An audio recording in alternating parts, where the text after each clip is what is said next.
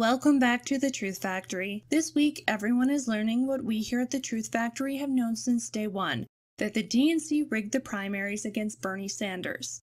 Now, if you're not up to speed, former chairperson of the DNC, Donna Brazile, has come out in her book to say that the primaries were rigged from the very beginning. I love it when they start to throw each other under the bus. Because if you don't remember, Donna Brazile was not only the person who called Seth Rich's family inquiring to why a private investigator was snooping into Seth Rich's murder, she was also the one who was caught giving Hillary Clinton the questions before the debates, which is something that she tried to deny until a WikiLeaks email proved this. WikiLeaks has also had proof that the DNC rigged the election all of this time, and even though WikiLeaks has never been wrong, mainstream media hates to lend it legitimacy until they hear it straight from the mouth flaps of their lizard overlords. And now everyone, including Pocahontas, has been forced to admit this. It's going to succeed. Very quickly, Senator, do you agree with the notion that it was rigged?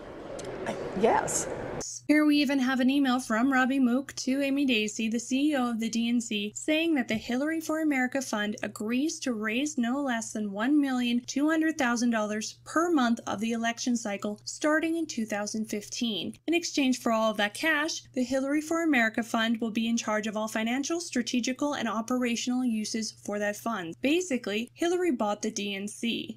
And then another leaked email going on to say that no later than September 11th, 2015, that the Hillary for America Fund had final say in who was hired into the DNC into senior staff roles. So there was an understanding months before the primaries even started that Hillary Clinton was going to win. Donna Brazile even allegedly called Bernie Sanders before the primary elections to tell him that Hillary had rigged it through an unethical joint fund. Yet instead of speaking out, Bernie decided to keep collecting donations and to bend the knee, endorsing Hillary Clinton. Even though throughout his campaign, Bernie consistently criticized the role of money in politics. So you have to wonder if Bernie was either threatened or he knew that he was a pawn this entire time, knowing that maybe he'd be able to make a few $1 million in book deals. Because although Bernie likes to sympathize with the middle class, he's a multi-millionaire. Now, I don't think there's anything wrong with being rich, but I think there is something shady if you don't stand up to the principles you are claiming to have and fight for the injustices within your own corrupt political system when you can.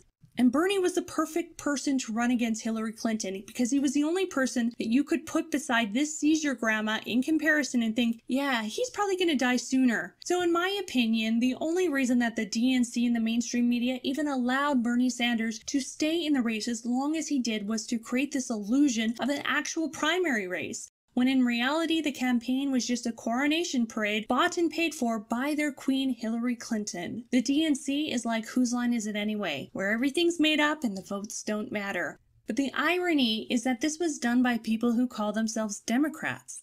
You know, as in democracy. So how did Hillary get over $1 million a month into the DNC? Well, she did it through an illegal money laundering scheme using various accounts.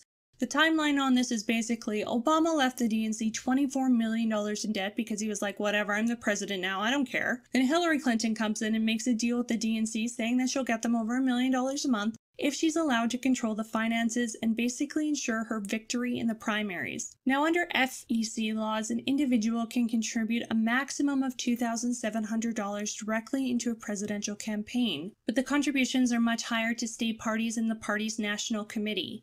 And the donations through the Hillary Victory Fund maxed out at $353,000 to the 32 states that were part of the Victory Fund agreement. So that money was deposited in those states and then transferred back to the DNC. And that's how they laundered money. Hundreds of thousands of dollars funneled through various states and accounts. Now, at one point during the campaign, a political journalist even confronted the DNC, asking why the Hillary Victory Fund made 2 transfers to the Ohio Democratic Party. Within a day, the party had made transfers to the same amount to the DNC. And also back in May, Andrew Thoreau, who worked for the DNC, who I covered in several Seth Rich videos, tweeted that Hillary couldn't have raised the funds for the DNC if she was not using the DNC's higher limits as a laundering vehicle. And also as a side note, one of the first things that Hillary Clinton did when she took control of the DNC was to donate $700,000 to the campaign of Jill Mccabe, who just happens to be the wife of Andrew Mccabe, the deputy director of the Federal Bureau of Investigations. To me, that seems like a conflict of interest to take money from someone who you're supposed to be investigating for money laundering, but in fact it actually violates the Hatch Act that prohibits FBI agents from campaigning in partisan races. For that and other issues with crooked Mccabe, I think he needs to be fired. But we live in a corrupt clown world where they just keep getting away with it. But this whole situation could be capped off nicely by a tweet from Trump saying that everybody is asking why the Justice Department and the FBI isn't looking into all of this dishonesty going on with crooked Hillary Clinton and the Dems, going on to say that at some point the Justice Department and the FBI must do what's right and proper. The American public deserves it. And some critics are saying, you know, you're the president of the United States, you have the power and the prerogative to order and direct the FBI and the Justice Department to investigate whatever you want. Basically, don't tweet about it, just do it. And I understand that. Yes, he does have the power to just do it. But if he did just go after Hillary Clinton right now before the mainstream media blows this into full force, the left would try to spin this as a biased attack out of nowhere to try to distract from his Russia investigation. What he's doing is he's putting that information out there to force the media to pick up these stories and to give it more coverage, so he can also gain more public support before pulling the plug on the swamp. If he gets everyone to see how corrupt Hillary Clinton is and the Justice Department does nothing about it, the public will be convinced that the Justice Department themselves are crooked and will want change. So if Trump later fires them for being ineffective, it will be seen publicly as a good thing and warranted. Trump has millions of Twitter followers, and he's using that to his advantage, revealing how corrupt the Democrats really are.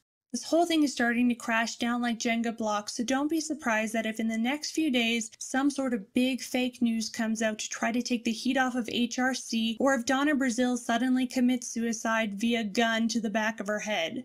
Alright guys, that's my show. I want to thank everyone for supporting me, for liking, sharing, commenting, subscribing. Have a great night, guys. Pew!